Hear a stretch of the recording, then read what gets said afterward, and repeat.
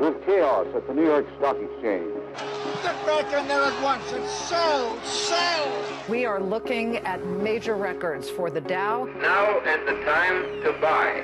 Well, the law of gravity hit Wall Street today. We're down by between 3 and 4.5%. The stock market is now down 21%. Because we're now down 43%. What in the world is happening on Wall Street? You gonna do something or just stand there and bleed? The whole town's gone crazy. Hello and welcome to this week's edition of the Big Money Report. I'm your host, David Booth, President and Chief Investment Officer at BIG Investment Services. That's BIG, Booth Investment Group. We're a full-service financial advisory based out of Dover, Delaware, serving clients all across America.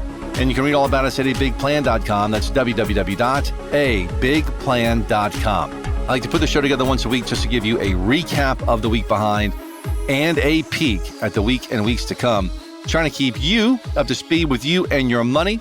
And we're glad you're with us today. It is Friday, August 8th, 2025. Some big shout outs to Mike, Margie, John, Carl, Ed.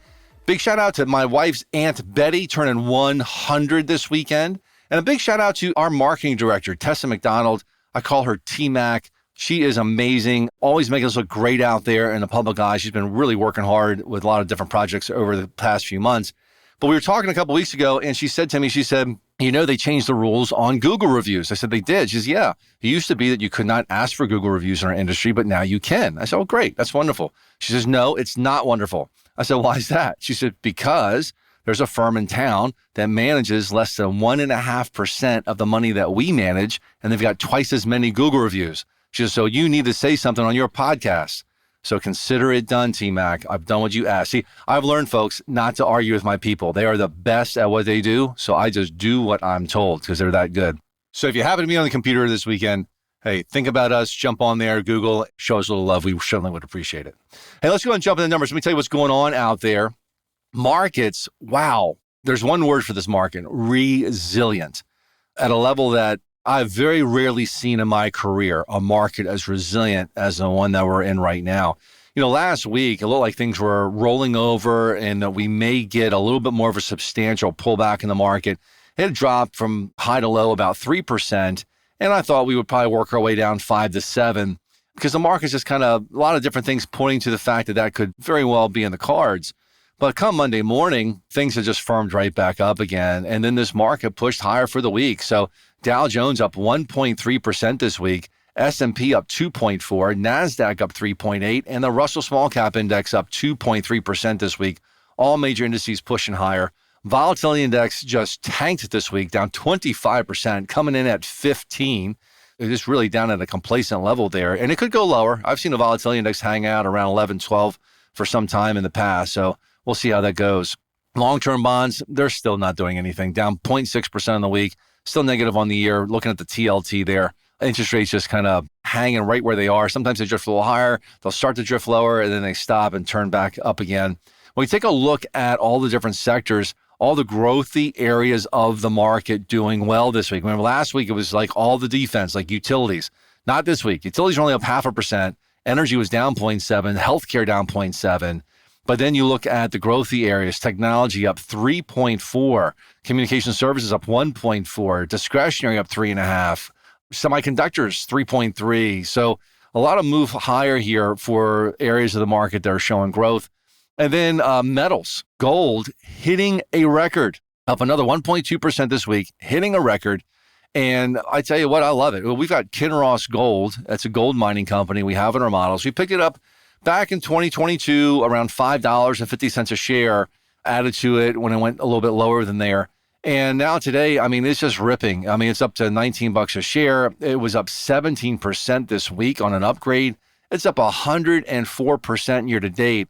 Stock's just been on fire. Now, we've trimmed it along the way. And as a matter of fact, if you listen week in and week out, you know, I was watching the stock. I was even thinking about maybe pulling the trigger on this thing and cashing it out there a couple of months ago because the technicals were looking stretched both for gold and for the miners, but I held on because it wasn't stretched enough. And Kinross has digested that big move and now it's moved higher. And it looks like there's just no quit for gold or gold related investments. And then today on Friday, The Trump administration mentioned something about potential tariffs on imported gold. So that could be interesting as well. So anyway, hey, well, I love it. Go ahead. Go higher, gold. Silver, gold's sister there, doing well, is also up 3.8% on the week. So what's moving markets this week? Mainly earnings. We've got 90% of S&P 500 earnings have come out now. It's been an overall good earnings season. Earnings growth has been coming in just over 11%, so better than expected. Revenue growth kind of in line with expectations. So everything's been looking pretty good there. A couple of things I haven't liked about this earnings season. We've seen companies that beat earnings, the responses have been rather muted in a lot of cases, not in all cases. I mean, we've had some good responses. We had Shopify, right? That was up 26% this week. We've got that in our models. That ripped tires up 40% on the year. And we had Pfizer that had a strong week. They had a good number. So we've had some good responses to some of our holdings, but when companies miss, they just seem to be getting clobbered. And a lot of other companies that have done well haven't had quite the gain you'd expect. They'd have a big move higher and then they give some of it back. That looks a little bit sloppy when it comes to earnings. We like to see stronger moves there. We did have one stock not do well this week, Oddity. We don't have that in many models. It's only in one model, the most aggressive model that we have. And it's a very small position. It's the smallest position in the model. That stock was down 18% this week, but it's still up over 50% from when we bought it a few months ago. See what I'm talking about? It's a volatile stock, kind of all over the place. But anyway, we're doing great. Things look really good. AMD, I mentioned that last week because they had their earnings. I was concerned how that might go. We trimmed it last Friday at $180 a share, $180.52 actually.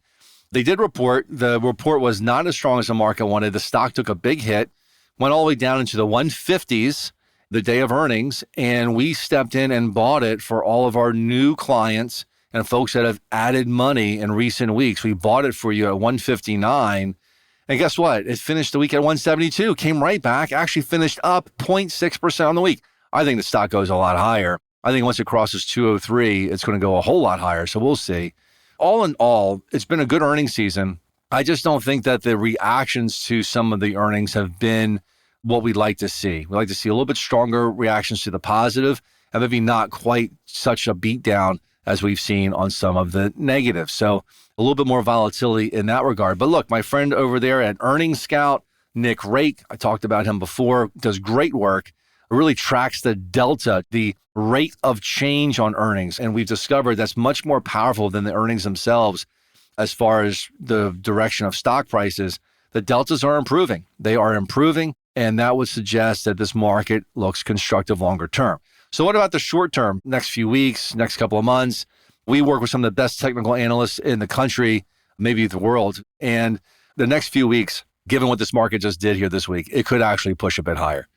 Looking out the next month or two or so, a give back is definitely in the cards here. But look, just set all that stuff aside and looking out a year from now, this market looks ridiculously constructive. The things that it has done since the April lows are historic. Some of the things that it's accomplished are historic.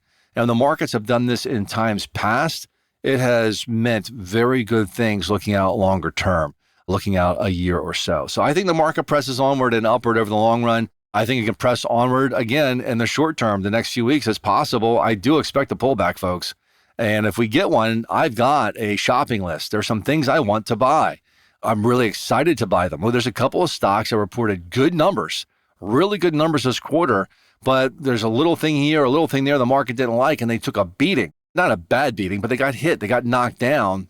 And I think those are great buying opportunities, but I think they got a little bit further to go to the downside before we step in. So I do have a shopping list of things I want to add to some of our models. We'll be doing that in coming days or weeks if they just slide a little bit lower, but things are looking really good. Another news this week, Trump fired the Bureau of Labor Statistics chief over the jobs number last week. And listen, it's been all over the news. Everyone's making a big deal about it. Let me say this. The person deserves to get fired, and everyone in the department probably deserves to be re-interviewed to see if they should be staying in their positions. And the entire system there should probably be unplugged and thrown out the window and just start all over because these numbers are terrible. Now, what I didn't like about President Trump's firing of the BLS chief is his premise, right? He was stating that the numbers are rigged. Well, Mr. President, and this was brought up to him on CNBC earlier in the week with a great interview with Joe Kernan, who pressed back. He said, look, Biden had huge revisions to the negative also. As a matter of fact, I remember it was a negative 1 million job revision. we had 1 million fewer jobs created over the course of a year than what we thought we had created. Trump just had 248,000 last week. So someone's not doing their job in that department. So fine, let him fire them. I didn't care for the premise, but I don't mind the fact that they're mixing things up over there. Here's one for you. Check this out. Of all the jobs data that we got, that jobs number, the number that was off the most were the government job totals. Now, come on, you're a government agency and you can't even get the government jobs right? There's a problem there, right? So, okay, mix it up, fix it, because we need good data. That's one thing we do need. Looking at other things, I think that we had some economic data this week that wasn't that great. The ISM services numbers were pretty lousy, and we are a service-based economy, so that wasn't so good. But, GDP growth continues to hang in. When you listen to what the companies are saying as they report, we're hearing some mixed messages. The banks are saying the consumer's great. Some of the retailers are saying not so much. But now look at Shopify. They knocked the cover off the ball. So again, I just think it's kind of mixed and cloudy. Maybe things are slowing down a bit, but I don't think they're going over a cliff yet. Things are hanging in. So look, I'm going to go ahead and wrap up. But between now and next few minutes, you're thinking about your future and long-term goals, all the things you want to do with you and your money. Retire a little early, take that big trip, buy that RV or boat, travel the country. Hey, you know what you want to do. Don't just think about it. Think big. Think B-I-G. And I will talk to you next week. Thank you for listening to this week's edition of the Big Money Report with your host, David Booth, President and Financial Advisor at BIG Investment Services. For more information on BIG and how you can access their planning and investment management services, visit them at abigplan.com. That's abigplan.com. Or call them toll-free at 866-946-PLAN. That's 866-946-7526. The foregoing content reflects the opinions of David Booth and Booth Investment Group Incorporated and is subject to change at any time without notice. There's no guarantee that the statements, opinions, or forecasts provided herein will prove to be correct. Content provided herein is for informational purposes only and should not be used or construed as investment advice or a recommendation regarding the purchase or sale of any security. All investing involves risk, including the potential for loss of principal. There is no guarantee that any investment plan or strategy will be successful. Please consult a professional before investing.